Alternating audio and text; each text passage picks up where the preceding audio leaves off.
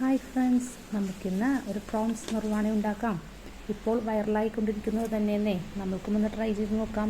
അതിനായി മിക്സിയുടെ ചെറിയ ജാറിലേക്ക് മല്ലിയില, വേപ്പില, കുരുമുളക്, ഇഞ്ചി, വെളുത്തുള്ളി, ആവശ്യത്തിനുള്ള ഉപ്പ്, 1/2 ടീസ്പൂൺ മഞ്ഞൾപ്പൊടി, 1/2 ടീസ്പൂൺ മുളക് പൊടി, 1/2 ടീസ്പൂൺ കുരുമുളക് പൊടി, കുറച്ച് വിനാഗിരി എന്നിവയൊഴിച്ച് നമുക്കൊന്ന് അരച്ചെടുക്കാം. അതിനുശേഷം ചെമ്പിനിലേക്ക് നമുക്ക് ഈ മസാല മിക്സ് ചെയ്ത് വെക്കാം.